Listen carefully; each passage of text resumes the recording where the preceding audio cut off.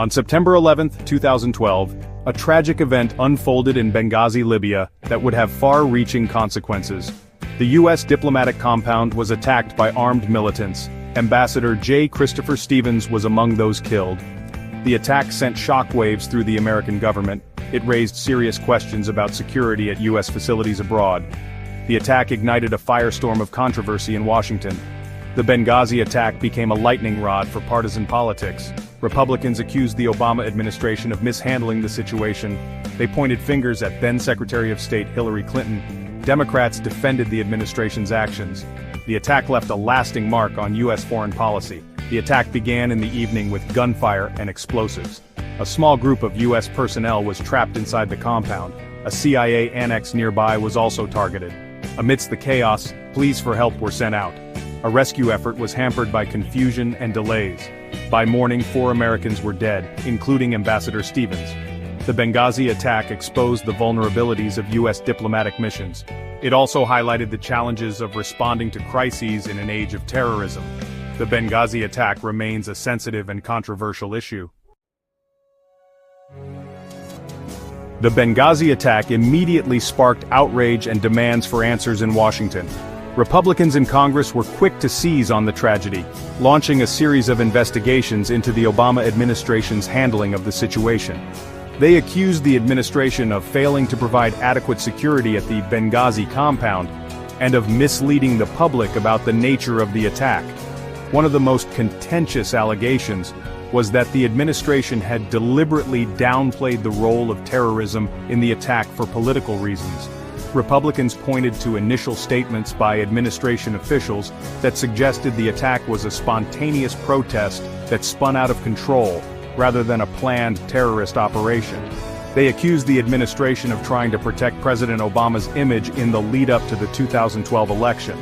Democrats countered that the administration's initial statements were based on the best intelligence available at the time, and that they were corrected as more information emerged. The early investigations into the Benghazi attack set the stage for a protracted political battle. The Benghazi attack became a toxic issue in Washington, poisoning the political atmosphere and deepening the divide between the two parties. In May 2014, House Republicans took the unprecedented step of forming a special committee to investigate the Benghazi attack. The House Select Committee on Benghazi, chaired by Representative Trey Gowdy of South Carolina, was granted broad authority to investigate all aspects of the attack and its aftermath. The committee's creation was immediately met with criticism from Democrats, who accused Republicans of using the panel to launch a partisan attack on Hillary Clinton. The House Select Committee on Benghazi quickly became consumed by partisan bickering and accusations of misconduct. The committee's investigation dragged on for over 2 years, costing taxpayers millions of dollars and generating thousands of pages of testimony and documents. Despite the extensive investigation, the House Select Committee on Benghazi failed to uncover any new evidence of wrongdoing by Hillary Clinton or other Obama administration officials. The committee's final report, released in June 2016, largely reiterated the findings of previous investigations, criticizing the State Department's security posture in Benghazi and the Obama administration's response to the attack, but finding no evidence of a cover-up or other malfeasance.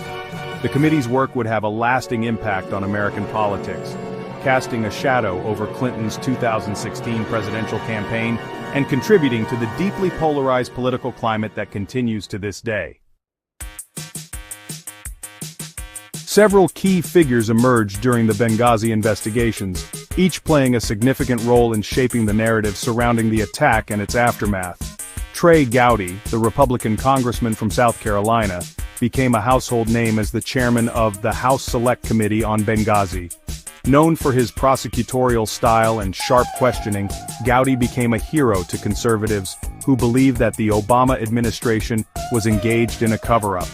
Democrats, however, viewed Gowdy with suspicion, accusing him of using the committee to score political points and damage Hillary Clinton's reputation. Another key figure was Mike Rogers, a Republican congressman from Michigan who chaired the House Intelligence Committee during the Benghazi investigations.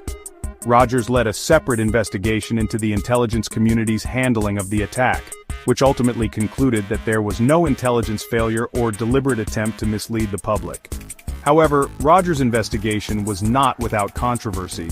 Some Republicans accused him of being too willing to accept the Obama administration's explanations, while Democrats criticized him for focusing too narrowly on the intelligence community and not enough on the State Department's security lapses. At the center of the Benghazi storm was Hillary Clinton, who was serving as Secretary of State at the time of the attack. Clinton faced intense scrutiny from Republicans, who accused her of failing to provide adequate security at the Benghazi compound, and of mishandling the aftermath of the attack. The 2016 presidential election saw the Benghazi attack become a central issue in the campaign, particularly for Republican nominee Donald Trump. Trump repeatedly attacked Hillary Clinton, his Democratic opponent, for her role as Secretary of State during the attack. He accused her of being responsible for the deaths of the 4 Americans killed in Benghazi, and of failing to provide adequate security at the diplomatic compound. Trump's attacks on Clinton over Benghazi resonated with his base of supporters, many of whom were already deeply skeptical of Clinton's record and motives. The Benghazi attack became a rallying cry for Trump's campaign, a symbol of what they saw as Clinton's incompetence and untrustworthiness. Trump's repeated pronouncements that Clinton should be locked up for her alleged crimes related to Benghazi became a fixture of his campaign rallies. Clinton and her supporters vehemently denied Trump's accusations, arguing that they were baseless and politically motivated. However, the constant barrage of attacks from Trump and his allies took a toll on Clinton's campaign, contributing to the perception that she was untrustworthy and out of touch. The Benghazi attack and the subsequent investigations have cast a long shadow over American politics, leaving behind a legacy of partisan rancor and mistrust. The relentless focus on the attack by Republicans, particularly their efforts to pin blame on Hillary Clinton, contributed to a climate of hyper-partisanship in Washington. It also eroded public trust in government institutions, as many Americans came to believe that the Obama administration was engaged in a cover-up. The Benghazi attack also had a significant impact on U.S. foreign policy.